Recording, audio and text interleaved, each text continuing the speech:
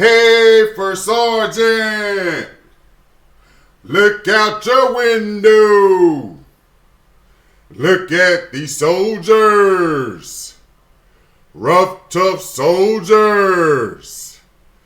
They're marching home. They're marching home. Welcome, everyone. Thank you for joining us on our favorite day of the week. Hashtag salute to service. This is the show where we wear the red polos to honor all of those who have served and first responders, their families, their dependents, and their spouses. Without you, there is no us. Thank you for your service. If anyone out there knows a veteran who is in crises, email us, DallasSportsTalkRadio@gmail.com. Today is Friday, the 21st of February, 2025. We always start off our hashtag service salute rocking the red polos. You could go on DallasSportsTalkRadio.com. We have the red polos, $124.99. Military discounts are applicable. Go ahead, show everybody that you represent those who serve by rocking the red polos on Friday. At 0940, hashtag what's the haps. They do load management in the All-Star game also. The number one vote getter in the NBA was a healthy scratch for the All-Star game. The All-Star game. The game where he'd have put 20 plus years of work on the floor, most consecutive All-Star game appearances in the history of the game. He sit out because he's a healthy scratch. What's a healthy scratch? A healthy scratch. And then they say, why is it that the NBA is looking so bad? The main star of the league sits out in the main game to promote the league, the celebration game to promote the league, sits out, goes out last night and scores 40 points without hashtag Luka Doncic.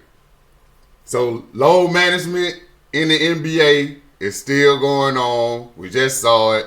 Everybody wants to know, how can we make the NBA more appealing to everybody else? Go to work. Go to work. Show up every night, even in the All-Star game. People paying $500 a ticket to see LeBron James sit down on the sideline. That's the same thing you were doing in Miami. That's the same thing you were doing in Cleveland.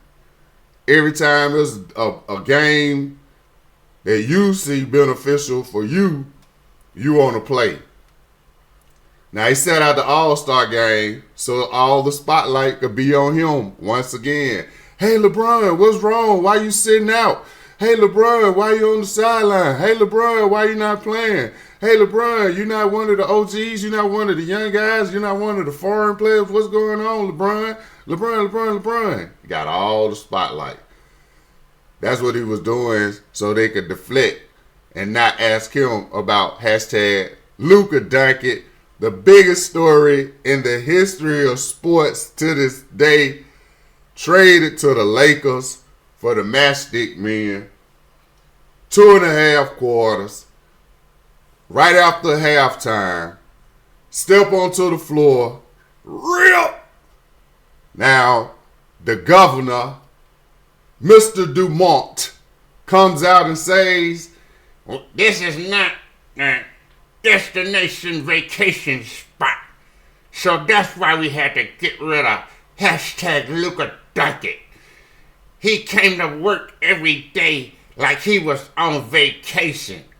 So we can't have anybody just sitting around chilling. We gonna trade him. And what you trade him for? Somebody who's on vacation. and probably won't be available to the end of the year. Thanks, Mark Dumont. Then you got the CEO of the Mavericks come out with his statement. If we knew that the fan base of Dallas was going to respond to us trading Luka like that, what does that mean? You still traded him for nothing. Gave us nothing. Gave the fans and still give us nothing but these empty sound bites. But Uncle Drew Dallas has told us that's part of the game. We don't have the intimate relationship with many other corporate people since they just got here last year and already ruffling feathers with the Metroplex star. Traded Luka Doncic, stole all the headlines from the Super Bowl down in New Orleans. The only thing you heard about coming out of the Super Bowl was Serena Williams down there dancing during the halftime show. Everybody wondering why she dancing during the halftime show. Because the Dallas Open just had record attendance. Record attendance at the Dallas Open, looking like moving to the Metroplex star is a smart move by tennis, by the PGA, everybody moving to North Texas, trying to get in on this entertainment capital of the world right here, Dallas, Texas.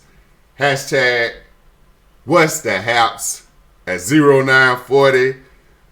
The four nations under a groove, getting down just for the fight of it.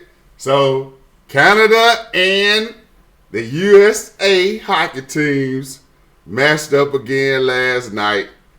No fights, no win for the USA. So the only way we can win a hockey match against Canada, we got to go in there and beat them silly. Soon as the puck drops, the gloves drops, let's rock. Go in there and beat them up real quick. Then we can play them in a hockey match. Beat them down on the hockey ice 3-1. Can't do that 2 nights in a row.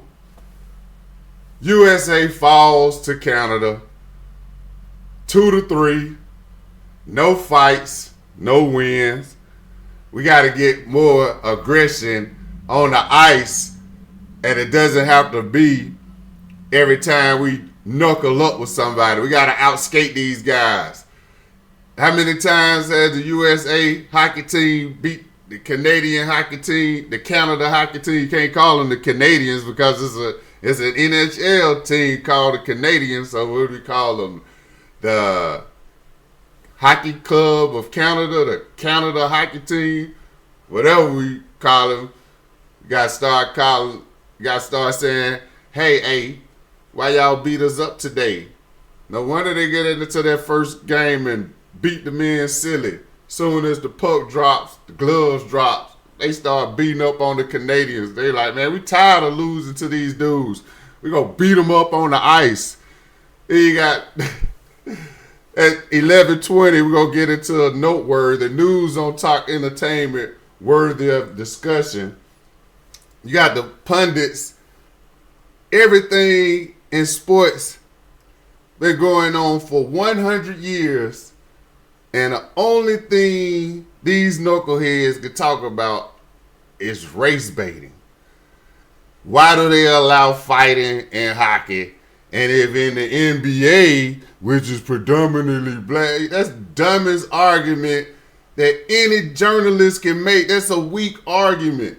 The reason they allow fighting in the NHL, you just saw why. It gets ratings. It gets ratings for the NHL. The NHL, when do you ever see an NHL match? Every time here in Dallas, we got the defending Central Division champions. Thinking basketball. We got the Central Division champions defending here in Dallas. You can't watch one Dallas Stars game locally. They show us New York Rangers and the Islanders games. Who wants to see New York down in Texas? But that's what we're saying. That's what really needs to be spoken on. How a company like ESPN, a company like Fox, a company like NBC can sit up and tell us as fans that y'all doing things in our best interest when you have the Daytona 500 on, the race not on, nothing going on, everybody sitting in the grandstands talking about what it's going to be like as soon as the track dries, how we're going to try to catch up. You can't go faster around the track that you couldn't go fast around the track when you initially started the race in the first place. So it's idiotic, that conversation, but they have the same conversation. No one ever says, why is it that we could show Daytona 500 non-start, non-finish from beginning to end because NASCAR had this time slot since last year. But you know the Dallas Mavericks and the Dallas Stars are going to play locally because you get the schedules before the fans, yet you can't put the games on locally. That's what they should be talking about. Why is it that you could play NASCAR for 7 hours, we don't see not one race? The only race you see is the people racing to get to the grandstand so they could be on TV and talk about not racing. The number to call, 888-637-7678. Subscribe, engage, like, connect with us on social media platforms at Dallas Sports TA2 at 0940 hashtag What's the Haps. Everybody trying to tell number 11 for the Dallas Cowboys, focus on football, let go of all this sideline antics, all the podcasts, all the talk shows. What Michael's saying, he does not want to sit around and watch the Cowboys be idle in free agency again. Does that mean he's going to take a pay cut? Does that mean that he's trying to get the DFW native, Myles Garrett, former defensive player of the year, down here to the Metroplex? We don't know. Everybody telling Michael to be quiet, so we don't know what he's talking about now. So you got everybody telling him to be quiet and focus on football. He speaks out saying that he would like to see the Cowboys not sit around and be idle while they going out here in free agency, and with everybody thinking that they don't do anything. He's saying he wants the Cowboys to go out here and put forth a stronger effort.